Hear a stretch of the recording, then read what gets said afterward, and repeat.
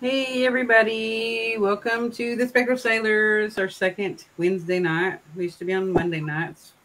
Just trying to build our audience back up for being on Wednesday nights now. Me and Jason are here with Dalton Harold. I almost said Daryl. With Daryl. With People do it Dalton all. Harold. I was gonna say I bet you people have done that before. They just smush it together or whatever. Yep. We're gonna let you tell him what kind of stuff he does and what different organizations and things that he's a part of. He is a paranormal investigator and he's with Southern Souls Paranormal. And you want to tell us all of the different things like your tools in your tool belt, your many hats that you wear? All right. Yeah, absolutely. So first and foremost, I founded my team, Southern Souls Paranormal, in 2015. I've led it ever since, been growing it ever since. We are based in Northwest Alabama. Aside from that, let's see, I am the regional director for the Warren Legacy Foundation Paranormal Research. Let's see, I'm a member of a religious order based in California. Other than that, that's pretty much it for the organizations that I am a part of or have been a part of. But I've been with the Warren Legacy Foundation for 2 years now. Started out as a team leader, member, researcher, whatever you want to call it. After being with the foundation for, I'd say, about a year, I was promoted to regional director. And I'm over the entire South. Well, not the entire South, but excluding the Southeast. So Alabama, Mississippi, Louisiana, Texas, Oklahoma, Tennessee, and Kentucky. Yep, Kentucky. So those are all the states that I'm over in the Warren Legacy Foundation. We like Kentucky. We've been there before, Jason, haven't we? A lot of those places. Yeah, we've been all over, especially all those states. We've been pretty much all over the area there. We covered. Yeah, I noticed there is an event that they've been promoting coming up. It's in October. The Warren Legacy Foundation. Yeah. That would be that would, yeah, that would be Nesper. We're not with Nesper. We're a completely different entity. We're completely separate. But the foundation is led by the grandson of Ed and Lorraine Warren, Chris McKinnell. And we have, I want to say, 7 regional directors. We've got one for the UK, so all of Europe, New Zealand, let's see, in Australia. And that's one person. And we've got like 5 in America. That's where we get most of our cases. And we've got 1 or 2 for Latin America. So South America. Wow. 1 for Africa as well. Okay. I was thinking that Tony was part of that. Was it? Yeah, Tony is with Nesper. Nesper is pretty much just a local organization. The Warren Legacy Foundation is worldwide. We have people in many different countries, many different states. We're all over the globe. No, that's pretty cool. It's cool that they have that sort of reach. Yeah. Well, it is, and it also it exposes you to a lot more because the paranormal as we know it in America is different than what someone in China would expect the paranormal to be. It's different for them than it is for us, and that's based on their religious beliefs. The same with being in we'll say Italy or France or Germany. Their beliefs on the paranormal are different than what our beliefs are for the paranormal, if that makes sense. So when you've got different belief systems and different cultures, the definition of paranormal kind of changes. You'll have different entities that begin to appear, that begin to show up. There are entities that we as Christians or pagans, Catholics, whatever, we perceive them as, but in other religions they are either called something else or that entity is entirely absent and does not exist in their version of the paranormal. Hope that makes sense. Wow. Okay. Yeah, that's pretty interesting. Yeah, I like the way you said their version of the paranormal, because yeah, well, everybody has their own belief of the paranormal. Being where I am, I'm in Alabama again. So in the area, there's a lot of Southern Baptists. Their definition or what the paranormal really is entirely demonic. They think that every entity that you encounter is 100% a demon. There are no human spirits. There are no poltergeists. It's entirely demonic. That would be their belief.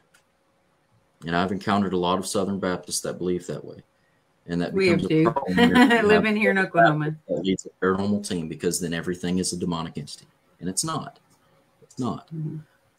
But that can be the same with Methodists as well. They will also believe that if you're communicating with it, and it's not in a living body, it's a demon, it's a demonic entity, it's evil, it's malevolent.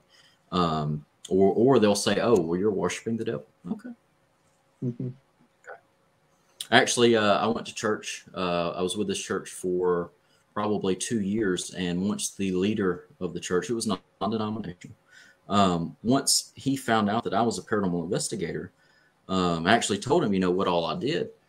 Told him that I help people and everything, and I've helped all these different people from many different types of activity they were experiencing, and he just pretty much basically chopped it up to saying, "Oh, you're playing with Satan."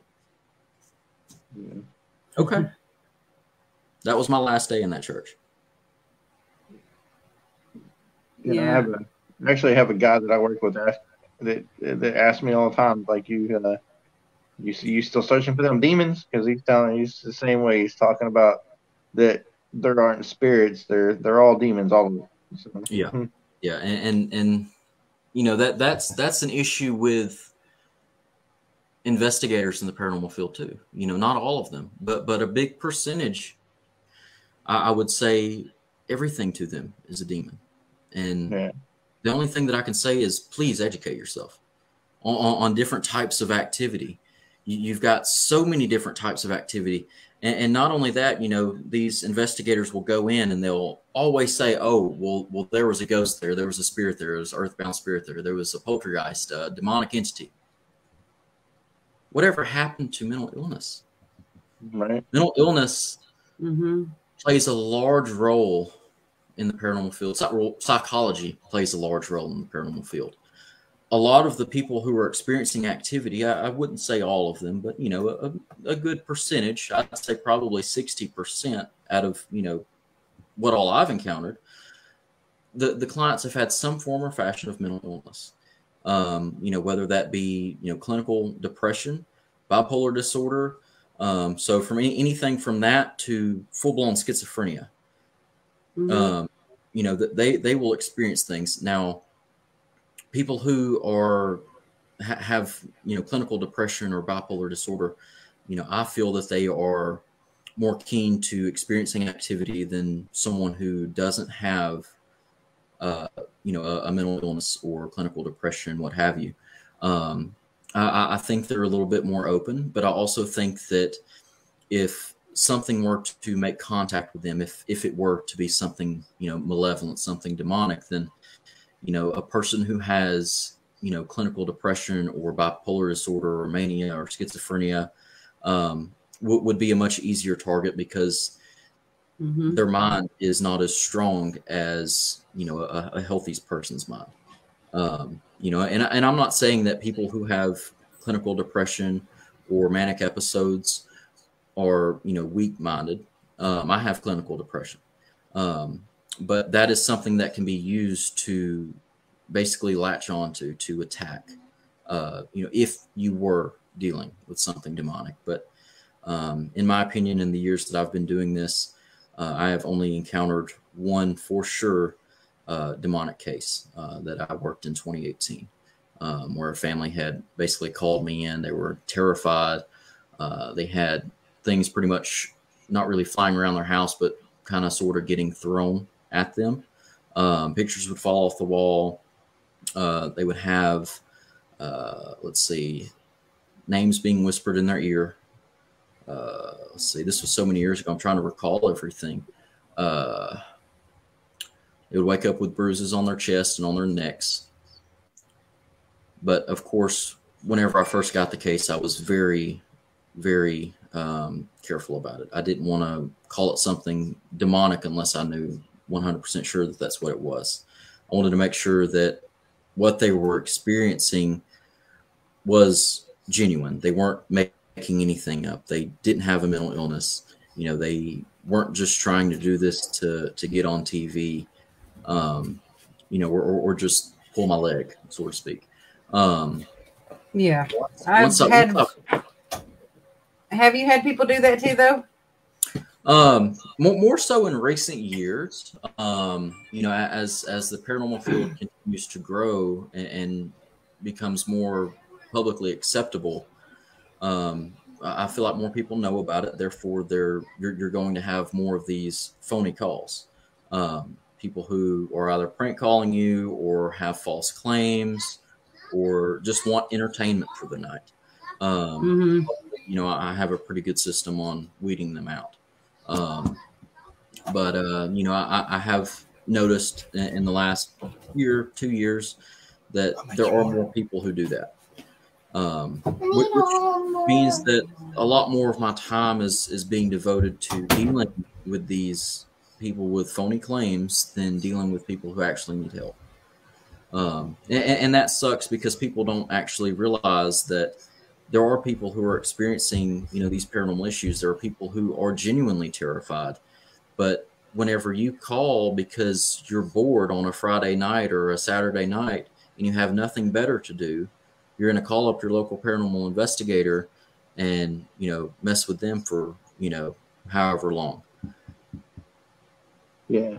Yeah. Well, it's kind of like you said, you only come across one case, but it's you know, anything demonic is really rare. You know, it's not like we're, you know, everything, like you said, everything's demons and, you know, we're getting possessed like Zach Bagans every time we go somewhere. You know, I say that I've only experienced one demonic case, and whenever I say that, I mean with my team, Southern Souls. With the foundation, there's been a few more. Me personally, I've never led a case. The way we work is that, you know, the regional director will, you know, work a case that is in their region. However, if it's not in my region and, you know, I go in to help, you know, to basically back them up, I'm assisting on that case, but that's not my case. So that was basically the first case, the only case that was truly demonic that I had actually led and was over with my team. Now I've encountered probably one or two other ones with the Warren Legacy Foundation that I've either assisted on or was kind of assisting, but not there for the interviews, kind of like a consultant. I guess you could say, hey, can I get your opinion on this? You know, so I was able to read the case files, see the videos, watch the interview, so on and so forth.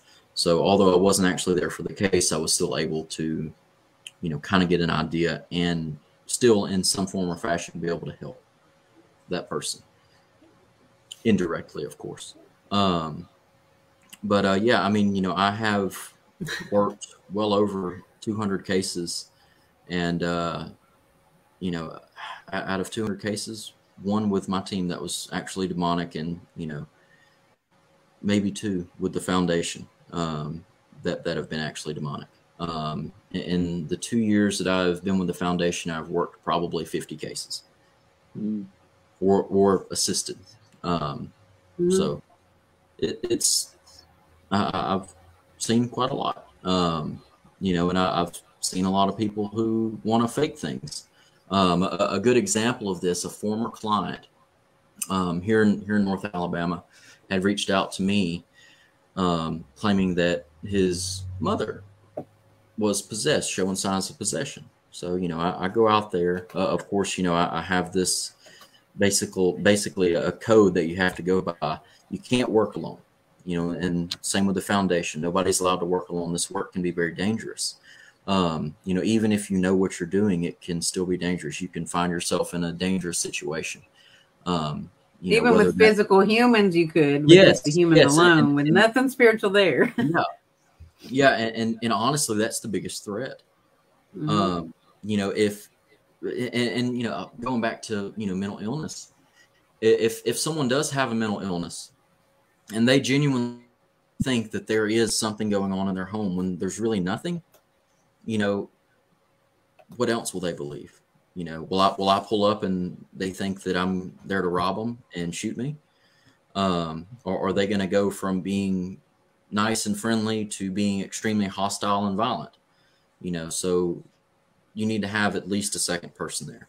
But anyway, so I had one of my reserve members come with me to go to that location for the person who claimed that his mother was possessed. This, and I say kid because he was a kid. He was 17, or no, maybe he was 18. I don't remember. Yeah, he was 18. His mother had actually called me 2 years prior because activity going on with her kids. And nothing much ever really turned up. I got some EVPs. I got some video evidence, but nothing, extremely crazy. After that, the activity stopped completely. Within 2 weeks after I did that investigation, the activity stopped. Then I get this call from the kid that I had helped, and basically done this investigation for, because he's the one that was experiencing all these things. He either sends me a text message or calls me and is begging for help because he believes that his mother's possessed. I go there to basically evaluate the situation, see what all she's experiencing, interview her kids, and also interview her. It was either her fiance or her boyfriend at the time. So I interviewed everybody and wanted to see, what signs is she displaying? Is she going long periods without blinking her eyes? Is she having unexplainable convulsions? Is she having seizures? Has she been running a fever? Are her pupils dilated? Is she sweating profusely? Things like that.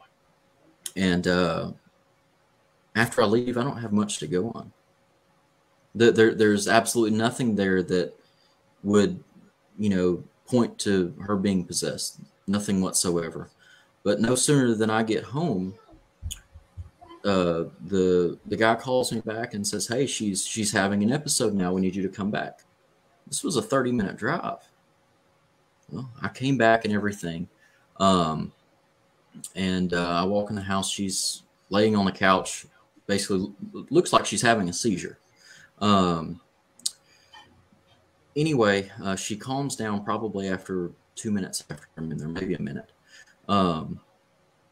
After that, I start talking to her. She's not responding. She's just kind of got her head laid back, eyes open, just staring at the ceiling. I won't lie. I mean, she looked creepy. She did. I mean, it was a little bit freaky just to sit there and look at her, but I knew I have a question at this point. Were you thinking call 911 or anything like that? Yeah, I was, but there was a lot that pointed towards that she was faking. So the very next thing that I did prove that. I actually started reading prayers in English, and she started throwing the sissy fit again. Well, started reading prayers in German. Nothing. Mm-hmm. Nothing. I walked over to her and sat a St. Benedict medal behind her head. She didn't know it. Her eyes at this point were closed, and she had her head down like this. No clue. No reaction. I took what she thought was holy water, and I made sure to say, I'm going to sprinkle her with holy water. And I said that out loud, but in a whispered tone, but loud enough for her to hear it. It wasn't holy water. It's water I got out of the sink. Splashed her with it. Oh, my God. Screaming bloody murder from tap water. Whether or not she had some sort of, mental break, or if she was if she had just lost her mind, or if this was some big thing that she was planning on pranking her kids. And I don't know why anybody would do that to their kids, but her kids genuinely believed what was going on. Her youngest son, which was the one that called me, he was the one that was 18. He was outside bawling his eyes out. He was terrified. Terrified. And I had to be the one to sit there and break it to him like, hey, your mother's not possessed. And of course, the first thing I wanted to do was minimize the people that were there. You know, I tried to say only one of you can stay. And the fiance or boyfriend at the time, oh, I'll stay, but I couldn't get the two sons to leave. They wouldn't leave. I spent probably 5 minutes trying to coerce them out the door to leave, because if this was a genuine possession, they didn't need to be there. If they wouldn't leave, finally I just had to, do what I had to do. Meanwhile, the boyfriend or fiance is over there taunting her, and I'm like, look, you don't need to be doing that, and her oldest son was like, why don't you do anything about that? Why don't you make him stop? I'm like, well, I'm in y'all's house, I can't just tell him what to do. I mean, I'm asking him as nicely as I can to please stop. You're making matters worse. But he didn't want to. It's like, oh, if you're really there, I want you to push me into the wall. Yeah. Just things like that. If that was a genuine possession, he may have well got thrown into the wall by an unseen force. Yeah, or across the room or through the wall. And I even told him, I said, look, if she's really possessed, you don't know what you're asking for. And then he's like, oh, why don't you take me, enter me? They were like a TV show. Yeah, I felt like I was the only sane person there at the time. I thought, okay, everybody's losing their minds around me because I'm seeing them do things that I'm like, no, you don't do this. You don't do this. No matter how many times I told him, don't do this, he still did it, just despite me. And I as bad as I hate to say it, I feel like she planned this. Yeah. I feel like this was some big joke to her. And it hurt her kids. It did. Yeah, that's sad. That's sad. And I kind of felt guilty there for a while. I don't really know why. I just kind of felt like, well, I basically just proved that their mother was lying, and what she was lying about was terrifying her two kids. I mean, they were in complete fear. They didn't know what to do. They reached out to me to help them. And when there's nothing that I can do to help, because it's just a big joke, it's a big story that she's playing out. It's not real. What do you do? What do you do in that situation? How are you supposed to feel? On one hand, if she was possessed, that's going to basically make matters worse. You can't just go in there, perform an exorcism and expect it to be over and done with. It's not like in the movies where, a bishop comes in and performs an exorcism, or an exorcist comes in and performs an exorcism, and, one exorcism and it's over and done with it. It's not like that. On rare occasions, depending on how bad the possession is, if it's fairly recent, it can be done in 1 or 2 exorcisms. But if the possession has been going on for months, years, or decades, it can take 50 exorcisms. It can take 100 exorcisms. It can take an exorcism a week. Mm-hmm. It's not like what you see in the movies. And I feel like that people in the paranormal field, and again, I hate to say that, I love the field so much. I've made a lot of great friends, and there are a lot of people that I respect 100%. There's a lot of people that respect me 100%. But if I'm being honest, there's so much ignorance in the paranormal field. There are so many people that are out there performing investigations that absolutely have no business doing. They have absolutely zero knowledge. They can't see the difference between, a ghost or spirit. They can't tell you the difference between, a a human spirit or a non-human spirit or inhuman spirit. They can only give you the definitions based off of what Zach Bagans says, and then you've got all these people that go in and basically taunt these entities with religious provocation or just provocation in general. And people don't realize, oh, well, I've never been hurt. I've been doing this for 20 years. I've been using provocation the whole time, never been hurt. Well, one, I'm surprised, but two, it's only a matter of time. And that one time you do it to the wrong entity may be the last time that you do it. Because if you do that to an actual demon, people have died in exorcisms. People have died of possession. The end goal for a demon who possesses a body is to kill that person.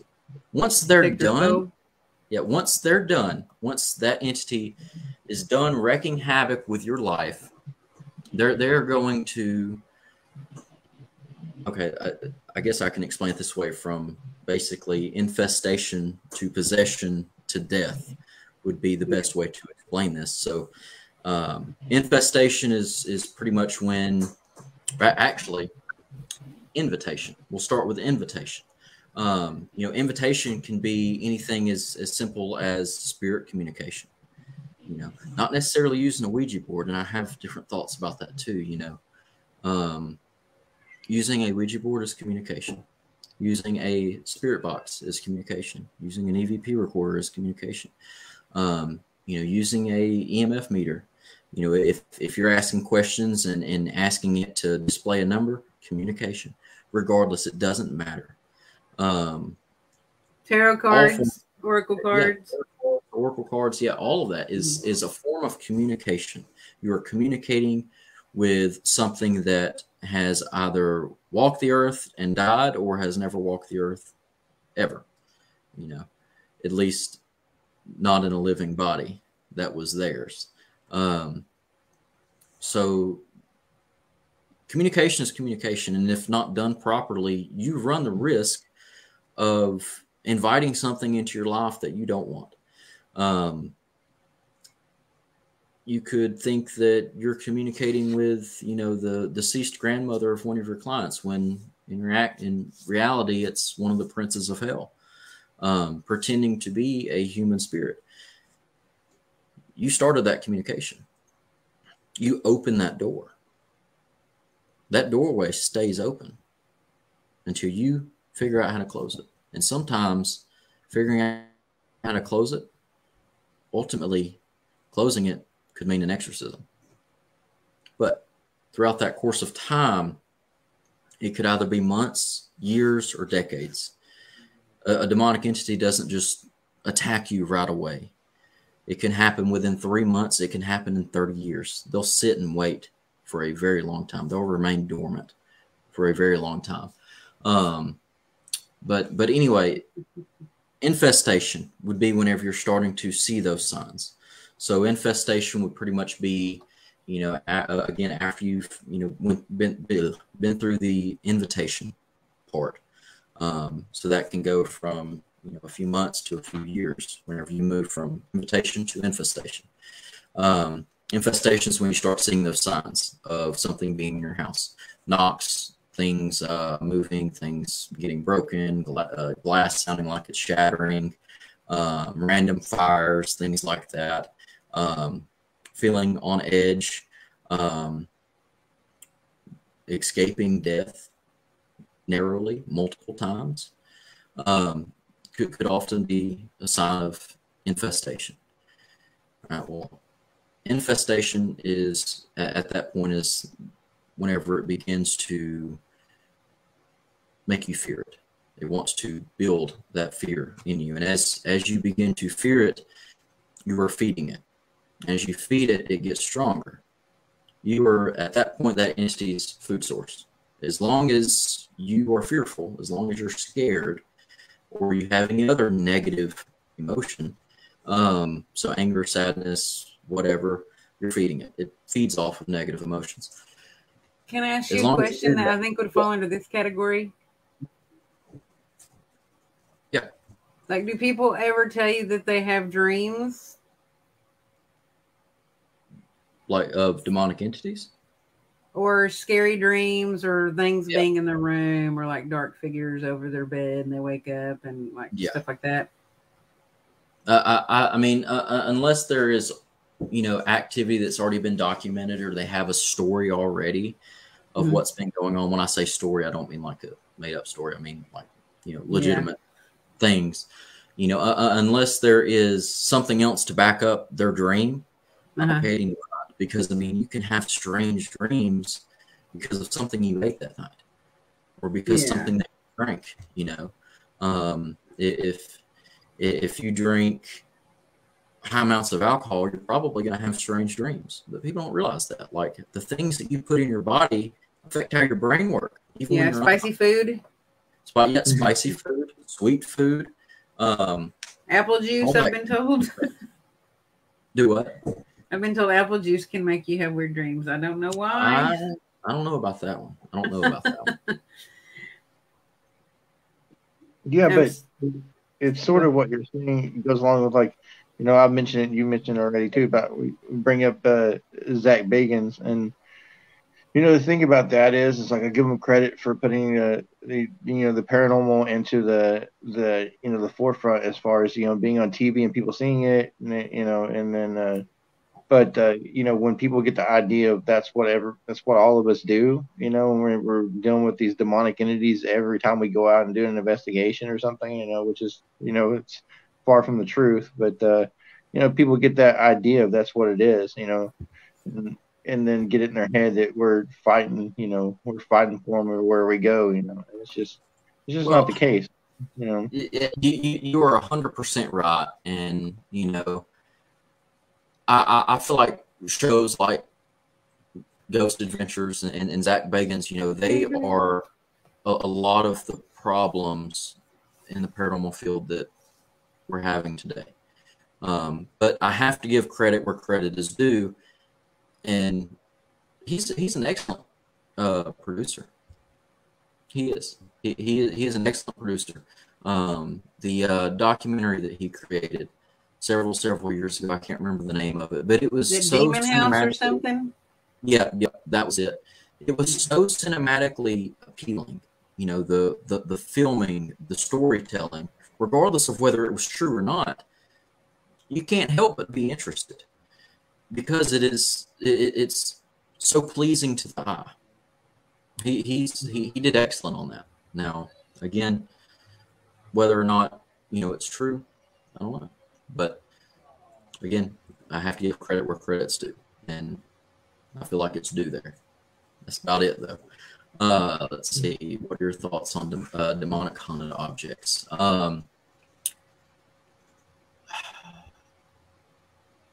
Demonic objects, I really don't feel like objects can be possessed. I feel like they can kind of be used as a mode of transportation to get from one place to another.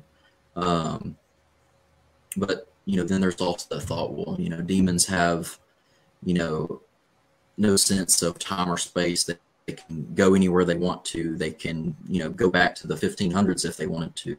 They're not confined to existence like we are. We're confined to places and times. Right here, I am here at this moment, at this hour, at this minute, at this second.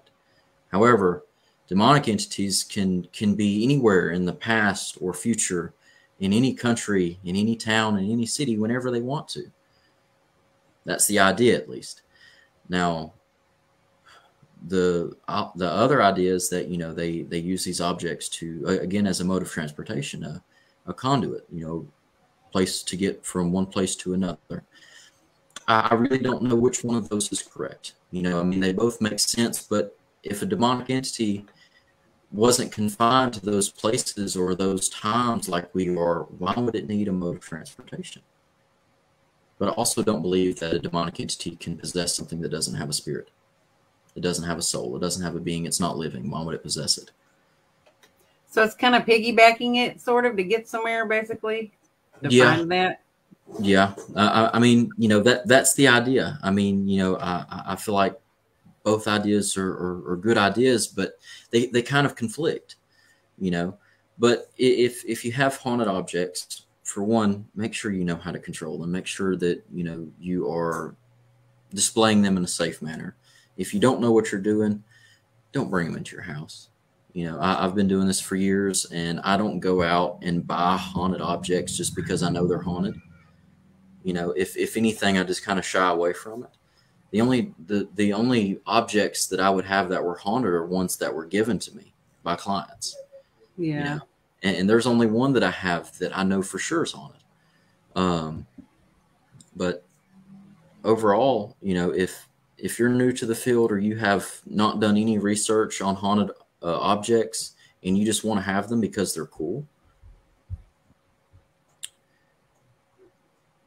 just don't do it. Don't do it. We know somebody like that, Jason, that used to live near us. Yeah. I have a question. I want to ask this just because it's directly related to this. Do you believe then, and I think this is completely separate from haunted objects and what you just said, cursed objects or cursed items that have been used, like voodoo dolls or something to that extent, being like a cursed object or item? Well, a lot of people think that, for an item to be cursed, it has to go through this, process. It has to have that intent put on it. While that is true, there doesn't have to be like some sort of, candles and magic and all sorts to curse an object. It's all about your intentions. I can take the cup sitting next to me and direct my intentions towards that object every day for months, weeks, years. Eventually that object's going to retain that negative emotion. Once somebody else comes across that objects retain energy. Yeah. Every object you have has some sort of electromagnetic field that it produces. So pretty much if somebody else has that object, bad things are going to start happening to them. Now, whether that means they get into a car wreck or not, or, have something traumatic happen to them, I couldn't tell you. But at the very least, they would start feeling maybe depressed or be on edge more. They would kind of start feeling the same energies that I put onto that object. So an object can be cursed just by directing your intuitions at it. You don't have to involve magic or any other religious practice to curse an object. Any object can be cursed as long as you direct your intentions to it. That at least that's my belief. That's my thought process. Right. So with all that being said, I mean, you kind of agree with how Ed and Lorraine Warren had their museum and all that stuff locked up in there to keep it out of people's normal daily lives, so they could be all locked up and contained. Yep. I mean, I guess is that something you agree with? What they did with that? Yeah, I do. But a lot of people don't realize that the museum was never open to the public. It never was. The only people that were allowed in were the ones that were basically the students of Ed and Lorraine Warren, the people that they mentored, the people that they educated and taught. And from my understanding, going into the museum was one of the last things on their agenda. It wasn't something, hey, this is your first day, let's go into the museum where there's 300 haunted artifacts and one demonically infested doll. From my understanding, that was one of the last things that they did before they went on a case, or at least a very negative case, referring to the students, for whom they taught. It was never open to the public, and of course it never should be. There are things in there that everyday people shouldn't be exposed to, because there's no way to validate, or not validate, but basically vet everyone that comes through there, to make sure that they don't have any chinks in their armor or weaknesses. That they have a mental illness. Oh, well, they can't go in because they could be a target. That's a source for a potential attack. And again, that would also be offensive to some people. Oh, well, you're not going to let me in there because I have depression. you know, what the hell's wrong with you? You know, I just would foresee that being a problem, but unfortunately, that's true. You can't expect to go in there with, you know, a cluttered mind, or, you know, damaged mind, or whatever you want to call it, emotionally damaged, whatever, and expect to come out of there 100% a-okay. Now, I'm not saying that everybody that goes in there that has, you know, just the slightest bit of depression is going to get attacked. No. I say that you run that risk. You know, I could go in there and be fine. 100 other people just like me who have clinical depression could go in there and be fine. But it only takes that one person to go in there that has clinical depression, and they are attacked. They are attacked, you know, by their depression, I guess you could say. Not really by their depression, but that is their armor being weakened. Yes, yes. Yeah. You know, a demonic entity is going to go after someone who's, you know, weak in whatever form or fashion they would perceive someone to be weak in, whether that's physically or mentally or emotionally or spiritually. They're going to find somebody who is weak, who is a easy target. It's kind of like a shark. Yeah, yeah, exactly. When they smell something or they hear something struggling, that's where they go for the food. Yeah. Well, demonic entities are predators, you know, when you think about it, you know, and we're their prey. And I hate to make it sound that way, but to a certain degree, we are. We are their, you know, demonic entities don't go after your pets, you know, not to possess them, at least. Pets don't really have free will. Animals don't have free will. The very thing that they seek is that free will. Demonic entities don't have that, but they want that. And they also want your life. No. The lion and the gazelle. It's a good analogy. I think he wasn't here in the beginning of the show or the earlier part where he talked about Ouija boards, but Brad Webb asked, what about Ouija boards? Do you feel that they are safe to have around? I mean, that really depends. I mean, has the Ouija board been used at, you know, a known haunted location? Has the Ouija board been used to make contact with an entity, whether that entity be a human spirit or an inhuman spirit? You know, by themselves, without ever being used, I would say that they're fine. I don't feel like they are just this thing that is just created in the factory by what, I don't remember what company makes them, but I mean, it's a toy company who makes, you know, game boards and whatnot. Probably either Fisher Price or Milton Bradley or. I think it's Hasbro. Yeah, I think it is. Yeah. I don't feel like it's something that just leaves the factory that's already dangerous, you know. Yeah, I don't think so. What makes them dangerous is what they have been used to communicate with. And also another thing that makes them dangerous is them not being properly closed out, because that can be a form of a physical door that you can hold in your hands. That is a doorway that you can physically see and hold. So by themselves, without ever being used, no. If they've been used, yeah, they have the potential to be dangerous. It's that's a good explanation, I think.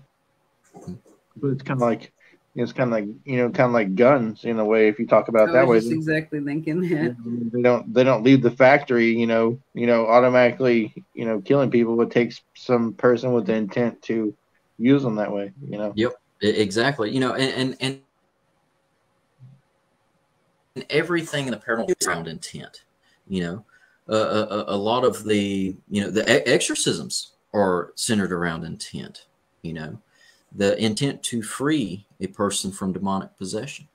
You know, curses, intent to harm or cause harm or wreak havoc.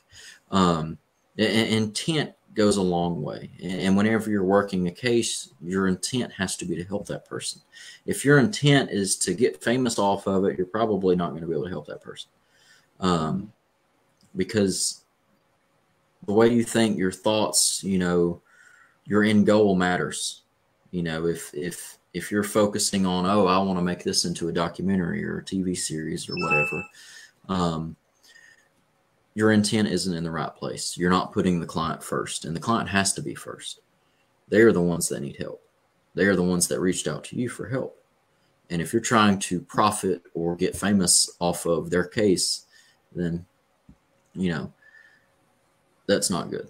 Now, there are other ways of, I guess, wording that too. Now, if you're using the case to educate and only to educate, not to make money off of it or exploit it, but yeah, or to exploit, but only to educate. That would be the only way that I would agree to it, you know, and say, okay, you know, that's fine.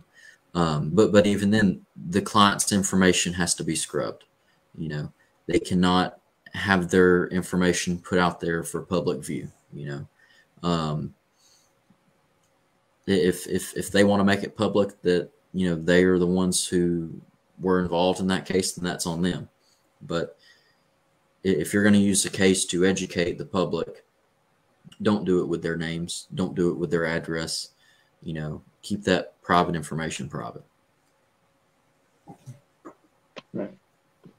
I think that's definitely a for sure thing. And, you know, it's like when we deal with, you know, doing residential things like that. It's the same way. You know, it's we're not, you know, out there saying we're in blah blah blah's address or wherever, you know, or anything like that. You know? Well, you know, and I've done this for years.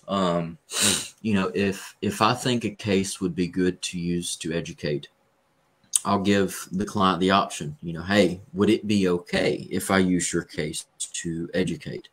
You can say no. I'm not going to get mad. Nothing like that. You know, I'm not just going to say, okay, well, you've got to pay me $300. You know, it's free regardless. You have the choice to say, hey, you know, you can use this to educate without my, you know, private information, or you can just say, hey, I don't want you to use the case, period. You know, but I would never release their names or their private information. I mean, you don't need your personal information out there any more than what it is.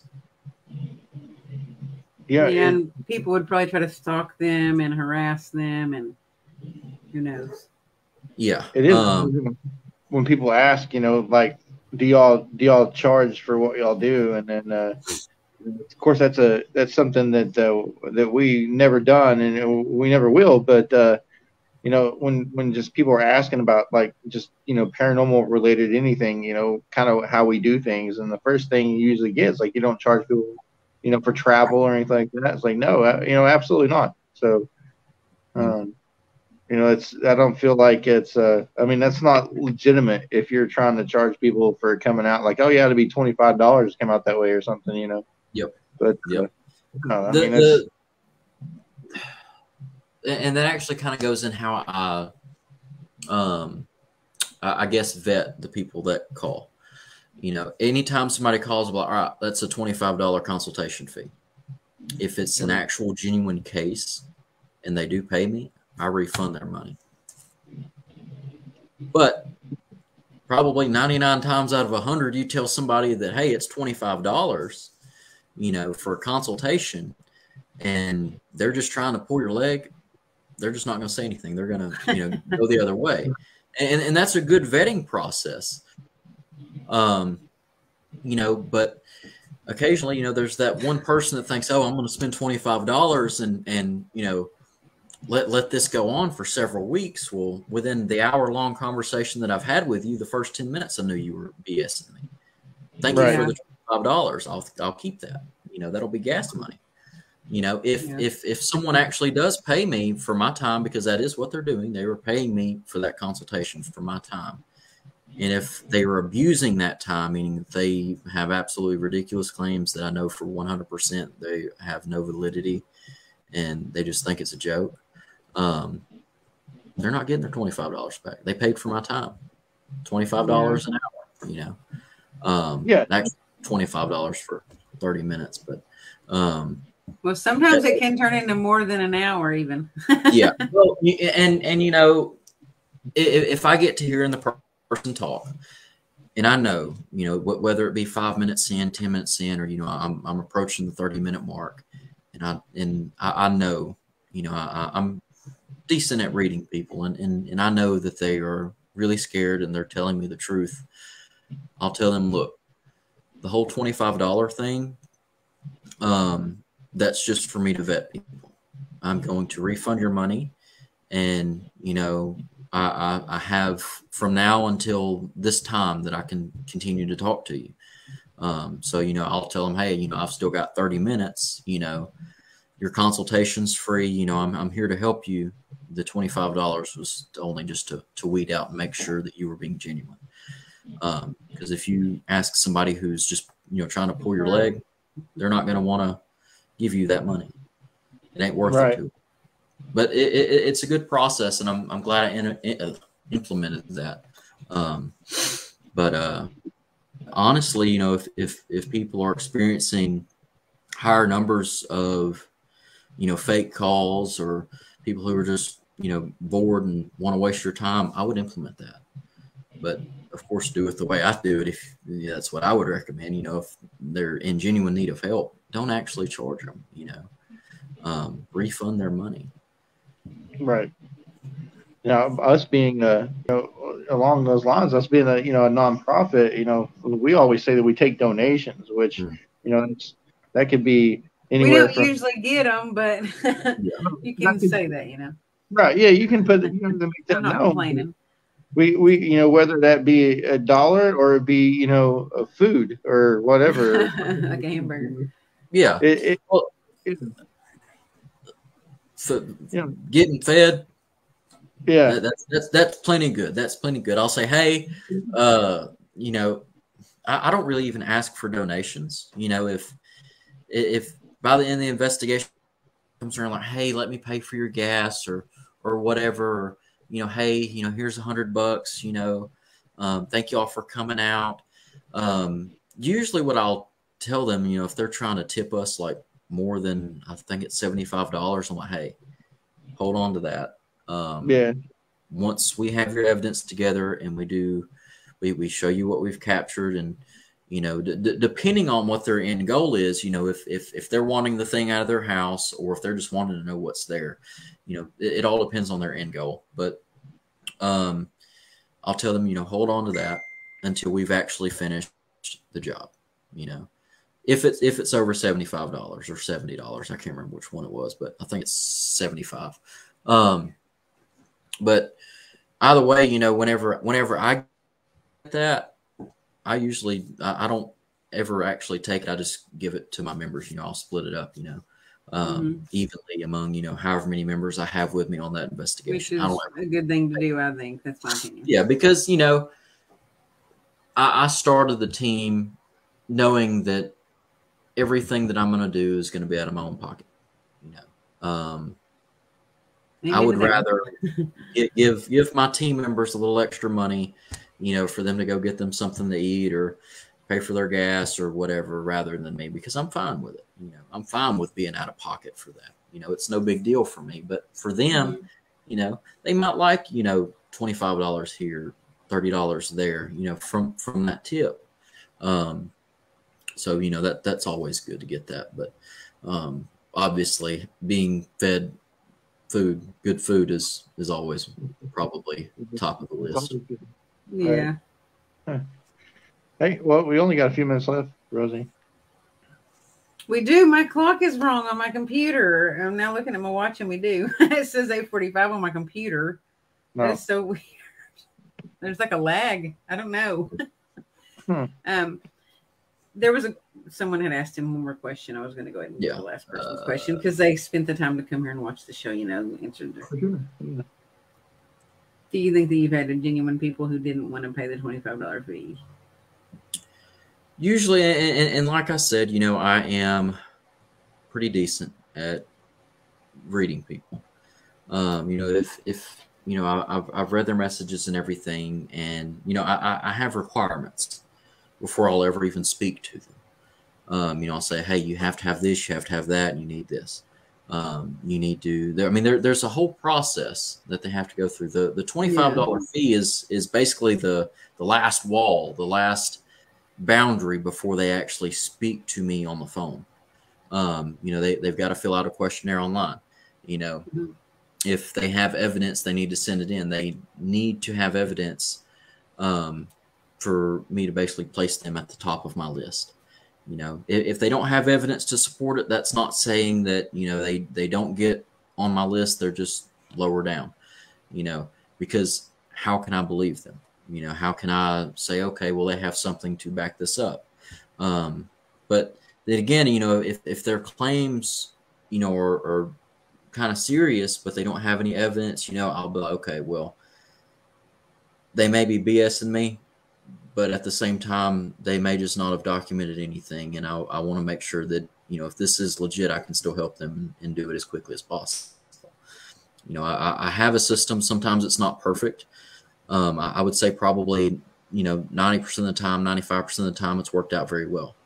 But there's always that 5% that's like, what if, I left out somebody who really did need help. And I try not to think about that too much because it does bother me. But if I don't do that, I'm going to be devoting so much more time to dealing with people who just want a good laugh or just want entertainment than being able to help the people that are genuinely in need. I don't want it to sound this way, but, that 5% is a lot better than, 40% or 50% or 60% of the people that I wouldn't be able to help in a timely manner because I'm having to deal with all these other fools who are just want a good laugh or just bored, or want to harass me, whatever. So, as much as I would like to be able to be 100% efficient, I don't think any team is ever going to be 100% efficient in that aspect. I think you're always going to have clients who did have genuine claims, who really did need help, but they just kind of slipped through the cracks. And like I said, I try not to think about that too much because it does bother me. But, I'm doing the best that I can to help everybody that I can in any way that I can. That's been my goal since I started in the paranormal field, and that's still my goal today. I want to help people. Yeah, for sure. Man. Just so y'all know, I'm trying to get back on the screen. I can't even end the show because my computer did something else weird. It closed all of StreamYard out, and I'm trying to figure out how to not open double windows, but there's not a show right after us. So if you have anything else you want to say, go ahead while I figure this out. Is that cool? Mm-hmm. That is too weird. Well, if while you're doing that, I do have one other thing that I would like to say. Yeah, go ahead. And this is more about the paranormal field as a whole and how investigators treat it. And they treat the paranormal field as a religion and not a science. The paranormal field is a field of science. It's a field of study. It's not a religion. Does it have religion kind of tied into it? Yeah. Has belief systems in there, but it is a field of science. The thing is that religion never changes. Science always changes. People are always coming out with discoveries. People have to treat it as a science and not as a religion. You need to have the scientific theory that I haven't seen any teams, except for, a few here and there, the vast majority don't use the scientific method.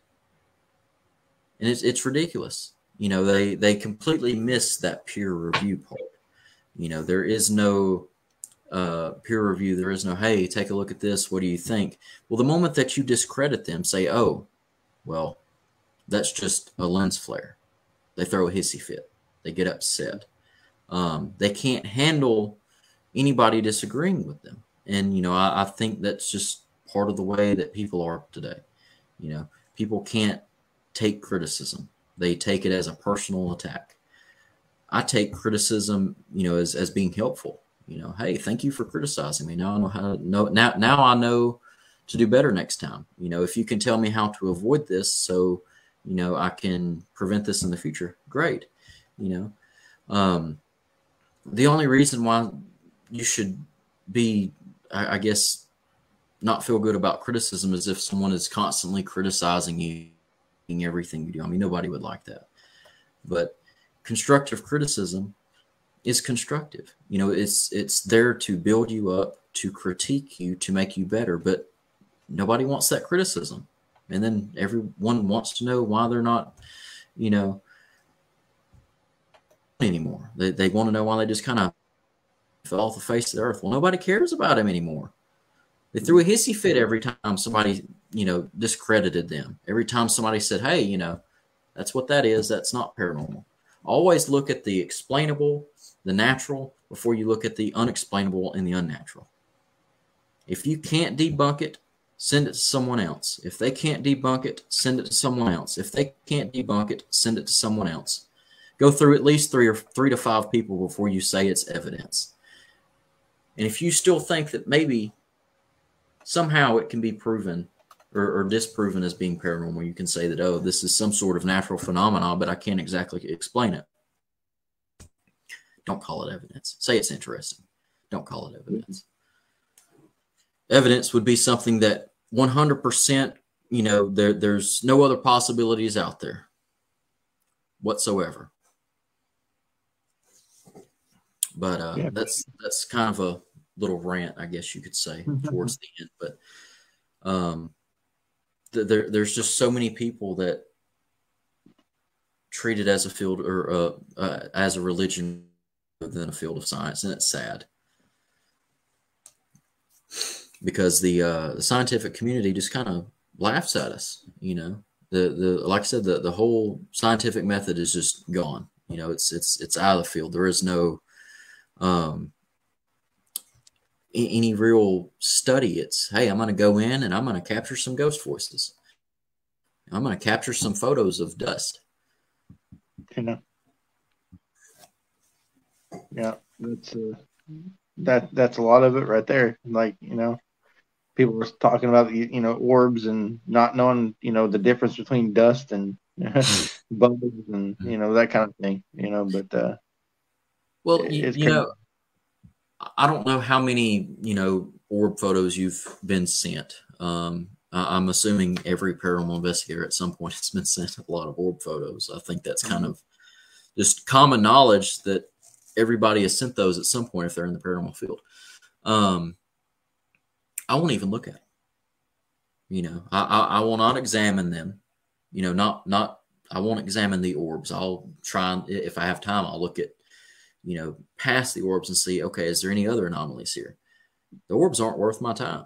You know, the only way that you can tell me that, you know, or for me to see an orb and be like, oh, wow, that's real. That's the real deal right there, is if I see it with my own eyes. Yeah. That's the only way, which I have yet to see. I've yet to see an orb with my own eyes without the aid of a camera.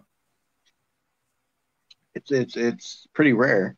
Yeah, well, I mean, you know, there are so many different things that are just floating around in the air that could produce an orb. And it's so many different things that it's just kind of pointless to try and go through and cross them all off the list. It would be time consuming just for one little piece of evidence. It's not worth it. Nobody cares about a picture of a ball that's lit up. You know, nobody cares. I don't care. But people get so excited over those, and that's fine. You know, that's fine.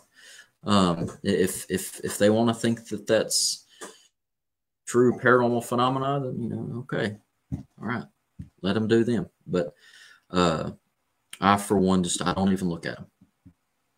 I don't give them any credibility whatsoever.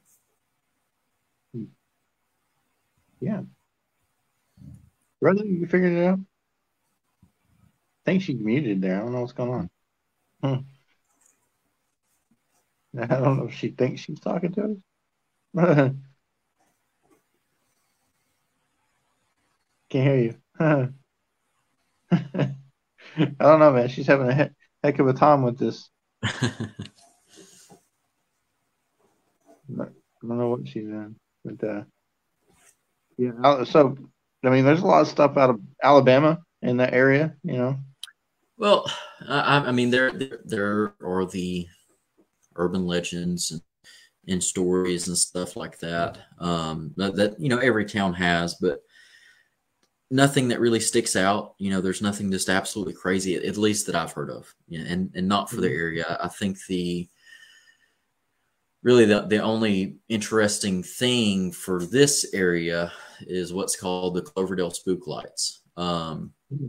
And for a very, very, very long time, I forget how many years it is. There's actually a book that I have somewhere that I read several years ago. Can you hear me? Yes. Yep. Okay. Go ahead. Finish your story. Go ahead. But basically, you know, it details these different encounters that people have had with these mysterious lights in the sky. You know, basically the book is referring to them as, you know, unidentified flying objects. I guess you could say maybe potentially extraterrestrial phenomena. I don't know. Aliens aren't really my forte. I don't know much about them. It's never been something that I was heavily interested in. Don't get me wrong. I have an interest in it. I've got pretty much all the declassified documents that the government and other governments have released. So declassified documents from, you know, the UK, London, and stuff like that, that talk about extraterrestrial phenomena. So, I mean, I do have an interest in it, but I've never really thought about investigating it. It's just not something that has really been something I've wanted to do. Right. I mean, honestly, if I saw an alien, I don't know what I would do. Yeah. I don't know. Ask him, I don't know, say, here's a beer. Welcome to Earth, I guess.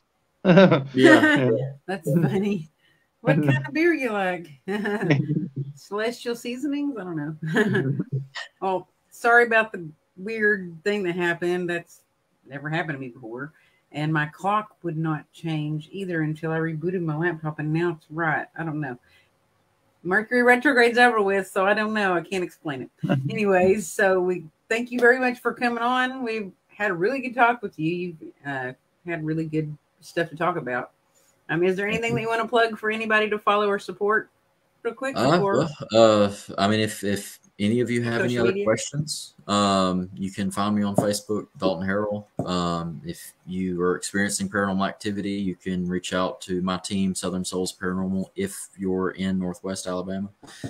Anywhere else in the world, you can, you know, go to warrenfiles.com and fill out a request for help form, and somebody in the foundation will reach out to you and do their very best to assist you and help you and do whatever they can. Other than that, that's pretty much it. You said warrenfiles.com, right? Because I'm going to put it in warrenfiles.com. Yep, warrenfiles.com. Right. Or you can find the Facebook page, the Warren Legacy Foundation, for paranormal research.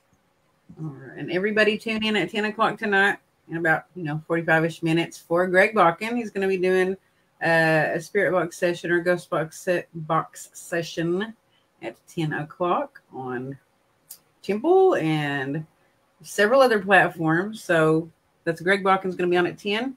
Thank you, everybody, for watching. Have a good night. See ya.